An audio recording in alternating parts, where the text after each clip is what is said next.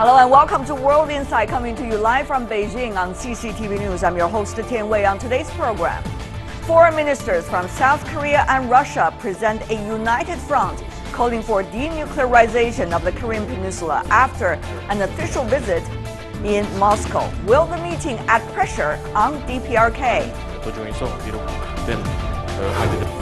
And as the Shanghai Film Festival continues, we take a look at China's booming movie market, which is set to become the world's largest next year. Box office aside, though, can China really truly rival Hollywood?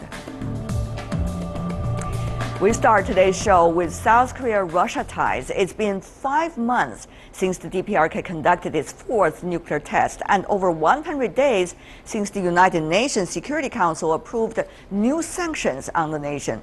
South Korean President Park Geun-hye has vowed to devote all diplomatic powers to firmly dealing with the DPRK nuclear issue. And for the very first time in 5 years, the nation's foreign minister paid a visit to Russia.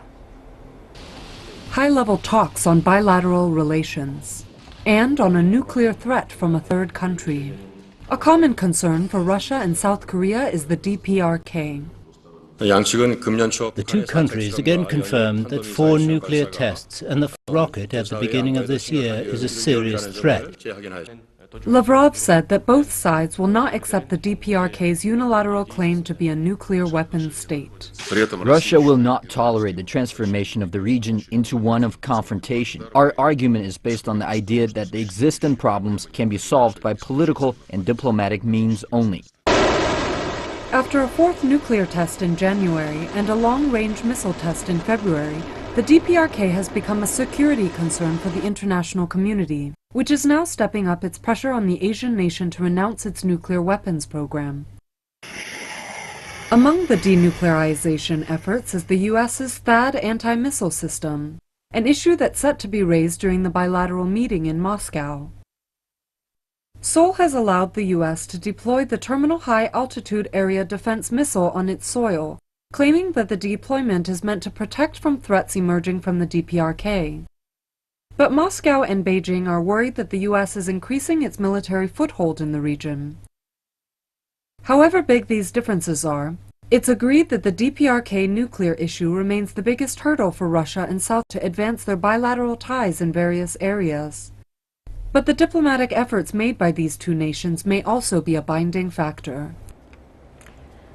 And for more on the South Korean foreign minister's visit to Moscow and what does it mean for their bilateral relations, and eventually on the DPRK nuclear issue, we are joined here in the Beijing studio by 2 guests. Mr. Yang Xiyu, first of all, who is a senior fellow at the China Institute of International Studies. Welcome, sir, to our program. Mr. Yang has been very instrumental in building up the 6-party talks to begin with.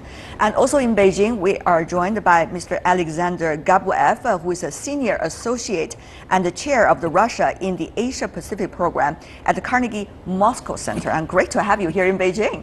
Hey. And also joining us from Seoul in South Korea, we're having Mr. Lee Tai-wan, who is the director of the Center for China Studies with Sunjung Institute in South Korea. Welcome as well, Professor. So, what do you make, Professor Lee, of the visit by your foreign minister the first time in 5 years? Is he likely to achieve what's on the agenda? Well, it's an agenda actually. Denuclearization of Korean Peninsula, especially the North Korea nuclear issues, how to cooperate each other to stop the development of nuclear weapons in North Korea. Also, how to implement UN Security Council Resolution 2270 strictly, and also discuss for the cooperation between the two countries, the bilateral trade, also how to cooperate each other for the Eurasia initiative from the Korea side, and also East European Union, I mean economic European Union, and this kind of cooperative effort actually is made in this visit. I think this is quite significant because you already mentioned that during the past 5 years, not many times, but still they contacted each other about 7 times in a multilateral security forum, such as the ALF or Munich Security Forum, something like that. So it is not just the second time, but still it is, the first visit of the foreign minister to Russia. I see. From you, Mr. Gabwev, let me have your opinion as well. Even though there's a lot of things on the agenda, we also know that the focus, of course, is the denuclearization of the Korean Peninsula. To what extent would Moscow be able to work with Seoul? I mean, Moscow has to maintain a quite interesting balance, isn't it? I mean, on the one hand, it used to have very close relations with DPRK, and on the other hand, Russia also joined China and others in the UN Security Council resolution punishing the DPRK recently. So, where is Russia? I would say that this has 2 baskets, and one basket is definitely the DPRK. And on DPRK, Russia's position is pretty mixed. It would have maintained its role as a guarantor of non-proliferation. And I think it's very much on board with the sanctions, and that's why talking to South Korea, talking to other players, how do we implement the recent UN resolution is crucial. And that's why Moscow would be pretty specific and pretty cooperative. On the other hand, just looking 10, 15 years down the road, I think everyone in Moscow is pretty clear that there is no way you can make this North Korean regime abandon the nuclear weapons, because that's the only survival guarantee after what happened in Libya and many other places. And you can just not take away the bomb. You should be talking much more about how to prevent incidents, how to stop North Korea to promote the tests and other issues, but definitely not to denuclearization. That becomes a sort of slogan and good propaganda topic for everyone. I think more and more people looking realistic that issues just get that it's not viable with the current setup of the regime. And the second track is definitely promoting bilateral economic ties with South Korea, because Russia promotes it very actively with China being after sanctions and being pressured by the US and European Union. Russia reaches out to ASEAN, Russia reaches out to Japan, and the South Korea piece is not there. So Russia wants that piece to be on the table. But my question, if I could follow up a little bit, is does the track 1 and track 2 involve with one another? I mean, will one become the precondition for the other? I don't think so, because the South Korea also sees that if you talk about the economic presence in the Russian Far East, China is well ahead there, Japan is moving pretty fast, and it's South Korea which is lagging behind. So I think the South Korean big enterprises are sort of pushing the government to be more proactive there. Mr. Yang, how would you describe China's status right now when it comes to denuclearization issue on the Korean Peninsula compared to the counterpart Russia? Of course, China is much more actively involved because of the traditional relations with DPRK. But what about that delicate balance? And how does China see this getting ever closer relations between Seoul and Moscow? Well, it's a very interesting question, because the trilateral relation on the North Korean nuclear issue is very sophisticated. In the course of the State Party talks, China shared more similar positions with South Korea and contribute actively and as South Korea to the every achievements than Russia. But at arena of UNSC Security Council, even if South Korea has a seat in the council, China always share more common ground with Russia. Just take the example of the 2070 resolution. Without China and Russia cooperation, there won't be the passage of the resolution. And also in the following implementation, both China and Russia are key countries for maintaining of the full implementation of the resolution. That is one of the reasons why South Korea foreign minister paid a visit to Moscow, and I guess South Korean foreign minister will focus on the nuclear and the implementation of the 2070. Of course, that will be very central to his agenda. But one of the things, even though you didn't mention directly, but it seems there is some indication over there, Mr. Yang, is about the THAAD, the THAAD, of course, the anti-missile defense system. It was very interesting, and therefore I want to go to you, Professor Lee. That is something Russia is pretty much concerned, if I understand right, because that system, even though in the name of defense against the DPRK actions, given the fact that DPRK already got nuclear weapons, still has its mission could be much beyond the DPRK, into Russia, into China as well. Pretty much concerned the two countries are. Will your foreign minister and also your President Park be able to carefully consider this, even though South Korea is having very much its priority about the denuclearization of the Korean Peninsula? Well, so we just want to develop the relationships with Russia because already both foreign ministers agreed to maintain the UN sanctions and also never recognize North Korea as a nuclear state. So we put the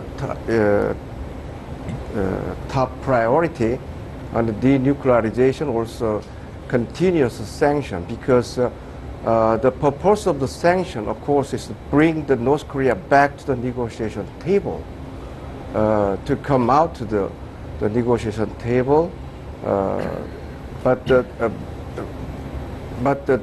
North Korea never showed the sign of giving up the nuclear weapons program. Well, Mr. Professor Lee, I'm not sure whether you have heard my question very clearly. It is, of course, related to the DPRK's actions, but eventually it also has something to do with the direct actions and interactions from Seoul as well. U.S. proposed the implementation of the THAAD system into South Korea, and that is the biggest concern for your neighbors, China and Russia. Oh, yes, and therefore, can you afford, Seoul afford to lose two allies on the issue of denuclearization in the name of denuclearization just by doing the THAAD system? I don't think so, because even though Russia and China are opposed to the deployment of a THAAD system at this point of time, but still the only reason we want to deploy THAAD whatever is just the North Korean nuclear and missile threat.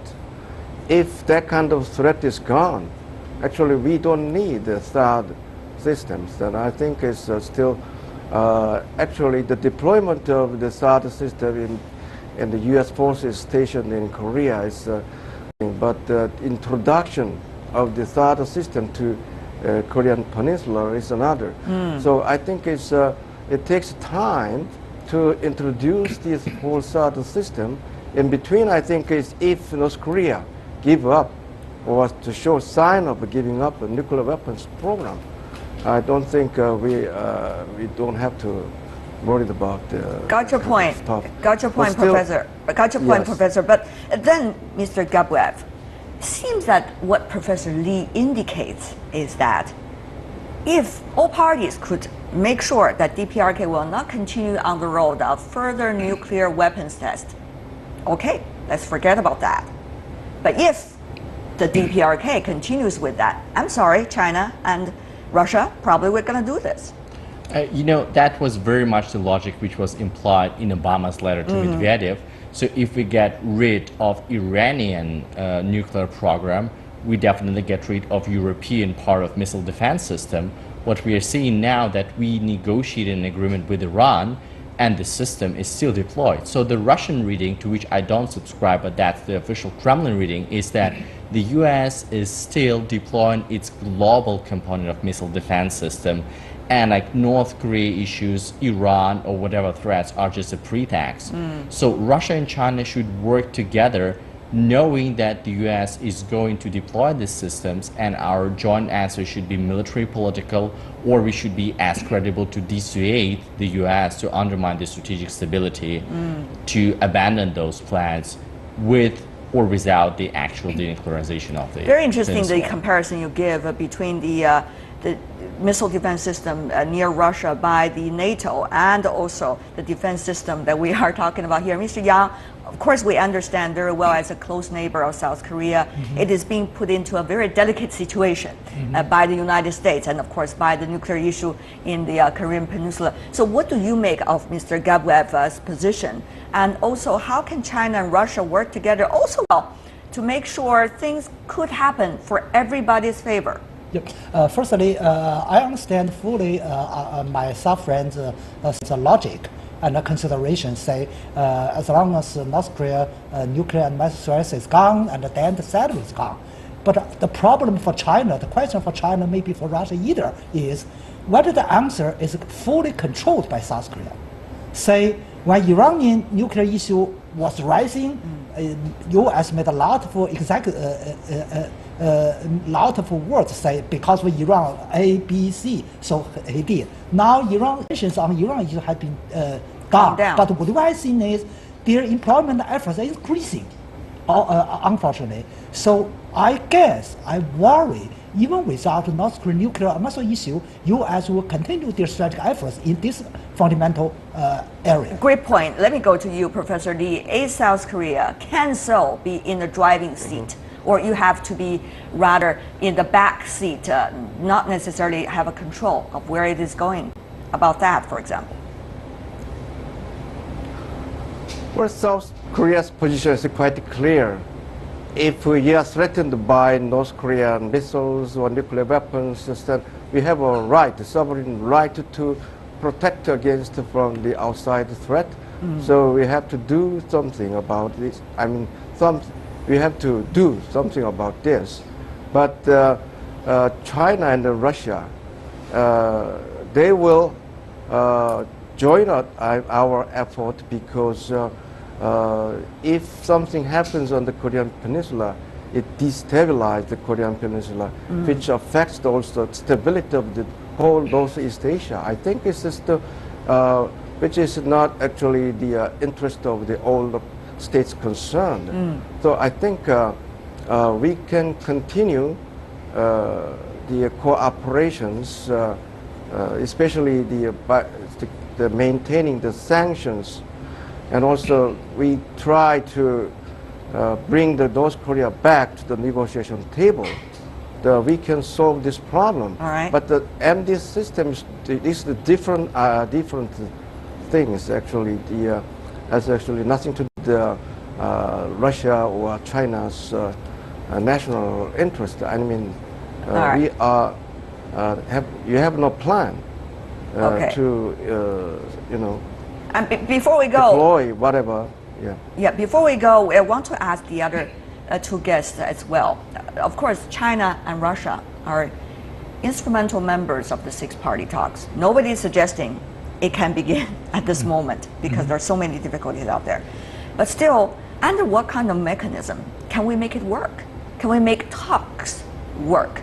China proposed double track, which is having the DPRK abandon nuclear tests, while at the same time give them peace treaty. But of course, the U.S. does not necessarily respond to that. But Russia and China together, what can be done in order to make sure talks, at least, can happen? Mr. Gabwev. I think that the bilateral track between the U.S. and DPRK is a crucial issue because DPRK is definitely very much concerned about the U.S. action. That's number one. But for other 5+1 parties, so for 5 parties excluding DPRK, it's very important to get realistic on track what's achievable. And I don't think getting the North Korea rid out of the bomb and just taking away the bomb, which is the only guarantee of survival, is a viable solution.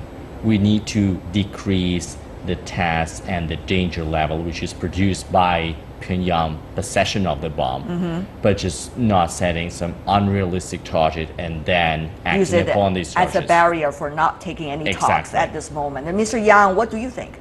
Final words. I think Chinese Foreign Ministry has provided very flexible and practical ways, say 2 party, 3 party, 4 party, 5 party, and 6 party. Any format of talks can be considered and can be implemented for the joint efforts for both of the denuclearization and peace treaty building up.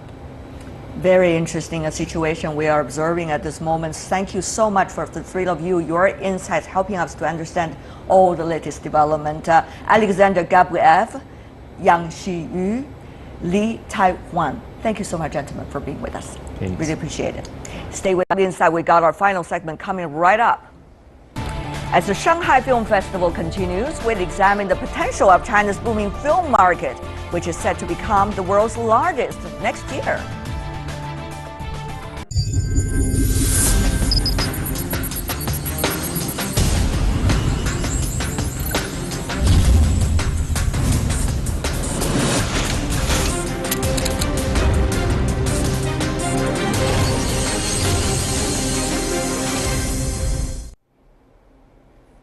Welcome back. You're watching World Insight on CCTV News. Shanghai has rolled out the red carpet for the city's 19th annual film festival, an international event attended by celebrities and movie makers from around the globe. Some of the biggest names in both Asian and West are in attendance. About 600 films will be screened between June the 11th and the 19th, and China's box office revenue is anticipated to surpass the United States in the year 2017, next year, according to a new report by the international accounting firm PwC. But when the market is getting bigger, what about the qualities and what about the potential of this industry?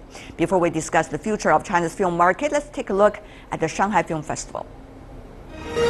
The red carpet was rolled out on Saturday for the 19th Shanghai International Film Festival. This year, the festival received 2,403 submissions from 114 countries and regions, a record high since the inception of this event. Mr. Church by Australian director Ford, Salt and Fire by German movie maker Werner Herzog, and Cock and Bull by Chinese cinematographer Cao Baoping are among the 14 shortlisted flicks competing for the Golden Goblet Awards, the highest honors at the gathering. I think it's a beautiful thing that this festival brings together films and filmmakers from different countries, different cultures. And the jury panel, led by Serbian filmmaker Amir Kusturica, is equally diverse. So, good movie is the one that changes your mind, not forever, but attacks you mainly from the emotional part. China is projected to be the leader in box office revenue in 2017, according to the new Global Entertainment and Media Outlook 2016 to 2020 report released by the PwC June 8. Chinese box office is expected to generate $10.3 billion next year, while the US will generate $10.1 billion. By 2020, the Chinese box office will reach $15.1 billion versus just $11 billion in the US. However, the boom of the Chinese film market does not necessarily guarantee high-quality Chinese films, observers say. And I think that box office is not the parameter of the quality of cinema. China's prosperous box office presents a huge opportunity. Critics are hoping China's filmmakers will fill seats with better films, not only in pursuit of more money.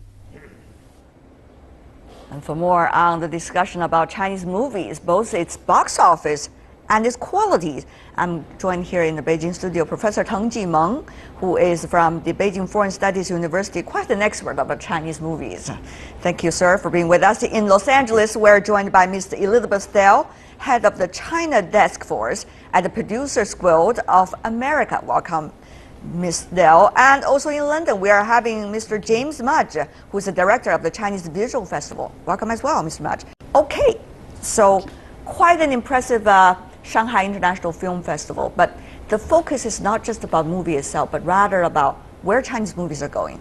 Professor Teng, if I could share some numbers with you. 44 billion RMB, that was the box office revenue for last year. And that was a 50% growth compared to its previous year. However, we're seeing some changes. Yes, Chinese box office likely to exceed that of the United States by the year 2017, but we are seeing some drops in the Chinese box office in April and May, 2 months already, 24 to 25% drop. Some are saying this has a lot to do with the poor qualities of movies. these days we're seeing in the movie theaters. Is that true? I agree. I fully agree that the quality of Chinese film productions is very, very problematic. I think right now most of these films are produced by younger filmmakers. But there's nothing wrong with younger filmmakers. And in terms of the content, and most of these films are the kind of fantasy-oriented films, without the kind of a film series production that deals with the socio-political problems, especially problems in contemporary China, or even some kind of a philosophical reflections as the fifth generation used to do back in the 1980s and 1990s. All right. Well, yes, fantasy movies and also light comedies, these are dominating the market these days. That appeals to a very young audience, I mean, in a sense. Yes, but those are the core of the Chinese audience. So, Ms. Dell, what do you make of these numbers that I just revealed with Professor Tang? And what do you make of the current realities of Chinese movie production? I know you're in the same trade. You might be a little bit hesitating to express yourself, but still I want to have your opinions. Ms. Dell. No, I think that box office correlates really strongly with whether you have good movies to watch. I know that the same happens in Hollywood. We have good years and bad years, and everyone says, "Is this a long-term trend?" And you say, "No, it's about whether you had really good movies or really bad movies that brought or did not bring people to the theater that year." I think, though, that making great movies takes time and it takes a lot of experience, and the Chinese filmmaking community is a young one. You have to make a bunch of movies while you learn the craft. And so I think while today's movies may be better or worse, the fact that they're being made and that there is a volume of films coming out on the market is only good for developing the crafts and skills of the Chinese film industry. Great argument. We are seeing some similar argument coming from the Chinese American director Ang Lee. Of course, that's one gigantic, iconic name over there. He also attended the Shanghai International Film Festival. He has something to say there. He warned movie makers in the Chinese mainland to slow down and learn their craft rather than rush out and underdevelop films to satisfy the booming market as they see it. He said there was that kind of disaster in Hong Kong and in Taiwan many years ago when everyone was chasing the same stars and making similar films just to make sure it is functioning in the market. But eventually the market was destroyed. It seemed that's what he was trying to suggest. Ms. Dell, the reason why Hollywood work with the Chinese mainland market quite much is both its market and also its ever-increasing capital. Is capital really necessarily going to help the movie industry? In a delicate balance, how can the movie industry itself maintain its independence to make sure its qualities while also taking advantage of the capital, the availability of the capital? Well, I think that movies are incredibly high capital investments. When you think about any other sort of startup or company, you get a chance to try it out a few times, iterate, pivot. There's all these things you can do in other companies where in a film, all of the money is spent before you have an idea of what the audience is going to think about it. And that kind of a capital-intensive investment requires new sources of investment on an ongoing basis because it's very high risk and very high reward. I mean, I honestly think the Chinese film industry is growing and learning how to make films that are going to appeal really strongly to its audiences, and that as you find those movies, there'll be these there will be filmmakers who come up who become, the Chinese Christopher Nolans, the Steven Spielbergs, and I think that's coming. And I think in the interim, that capital may sometimes not make the best movie, but it helps create those careers. It helps give the training for those filmmakers. Mr. Maj, of course, you are coming from a more artistic background. You are working on the visual festival from China in the UK. What do you make of the relations between capital and a movie making industry? It could be industry, but at the same time very artistic industry, obviously. Well, sure. I mean, there's nothing to say that a commercial film can't be a good film. But I mean, what would sort of worry me a bit more about the Chinese industry at the moment, as with the example of Hong Kong, because it's so financially intensive.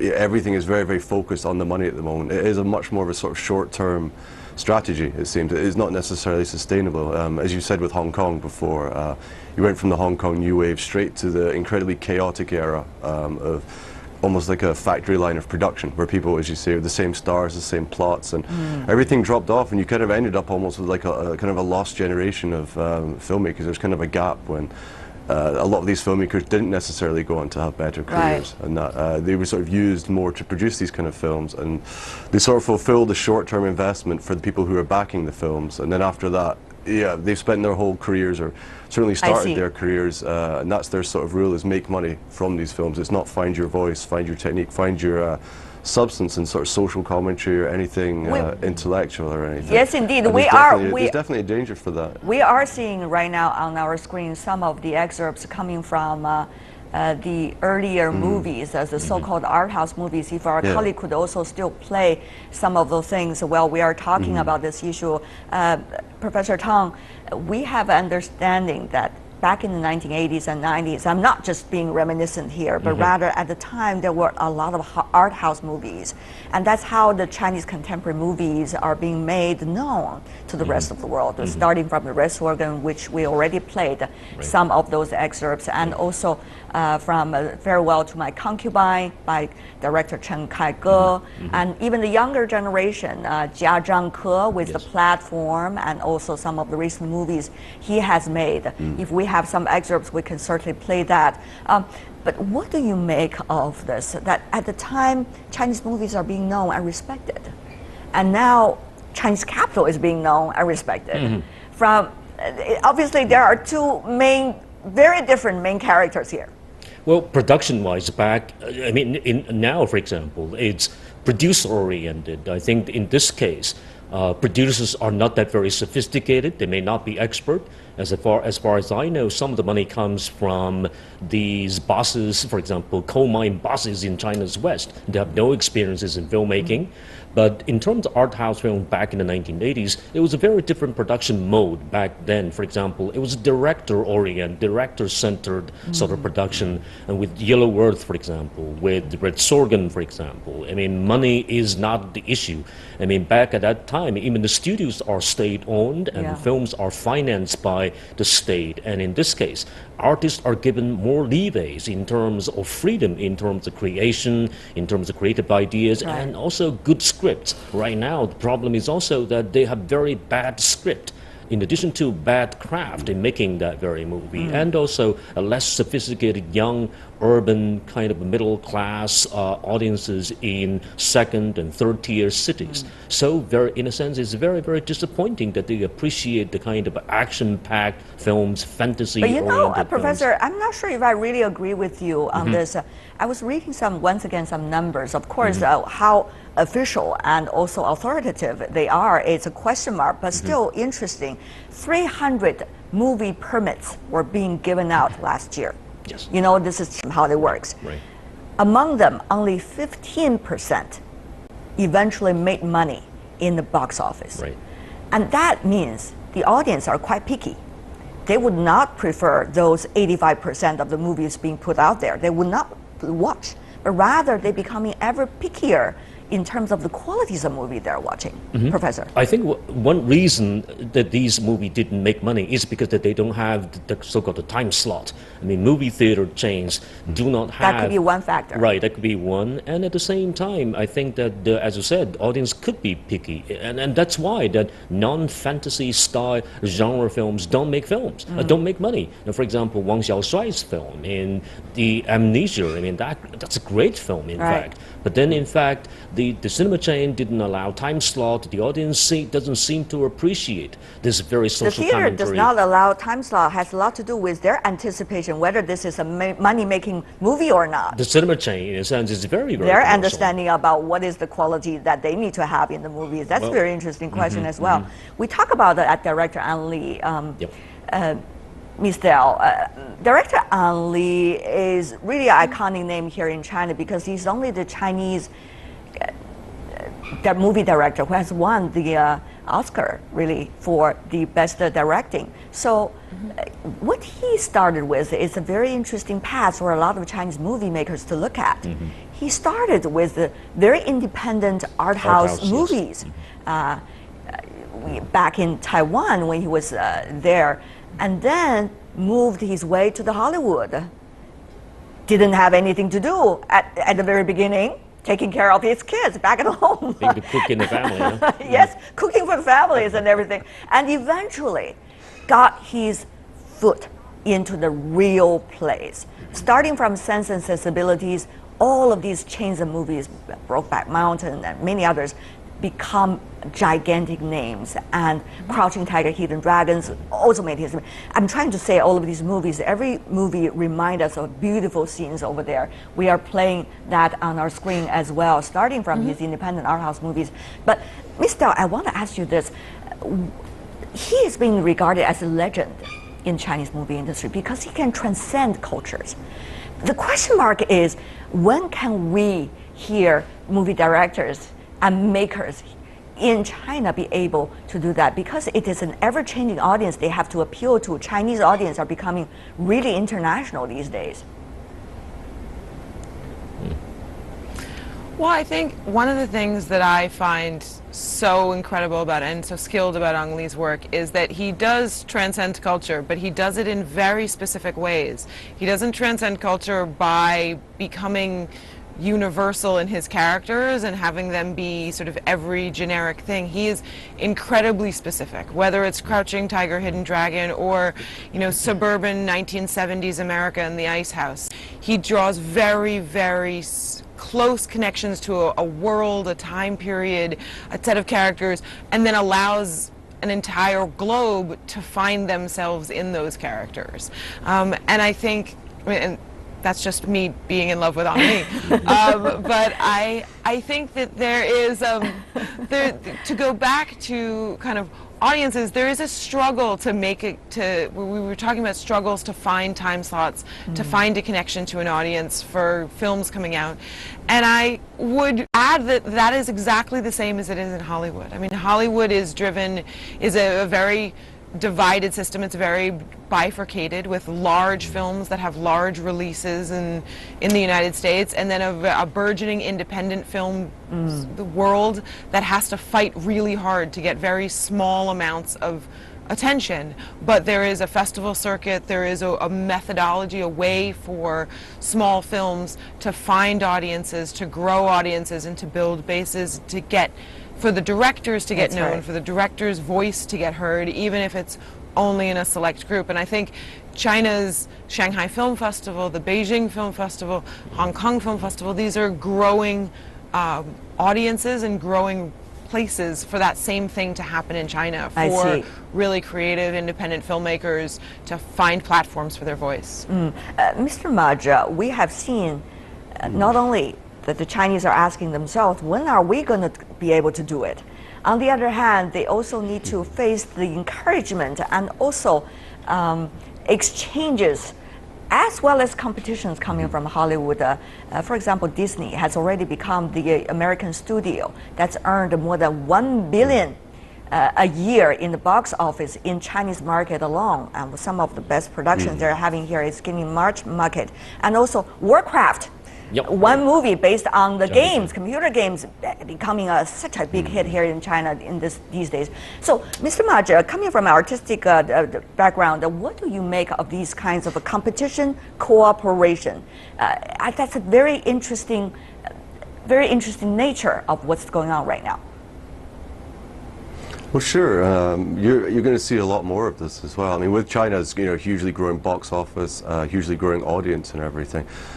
China now not just becoming financially sort of the world, but one of the sort of major players in the global cinema scene. But now you're seeing all of the the Hollywood companies other companies from around the world wanting to work in China, both to get the market and to sort of find ways to establish themselves in China. So, I mean, a film like Warcraft it's a very interesting example at the moment, having performed so far, at least performed so badly in Hollywood and over in the West, and now, you know, setting new records in China and everything like that.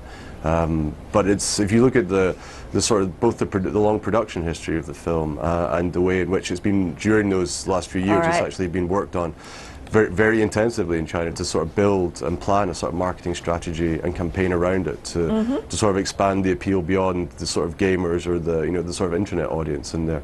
And they've you've had so many different Chinese firms actually involved in owning the sort of release of Warcraft over there. That's obviously, right. With Legendary having been bought over there as well. So it's a success, but it's not like a surprise or a giant sudden overnight success. And Professor Tong, a huge amount of work and planning has gone into that. Okay, and Professor Tong, before we go, I have to have your final words as well. What can we make of this, the realities and the aspirations?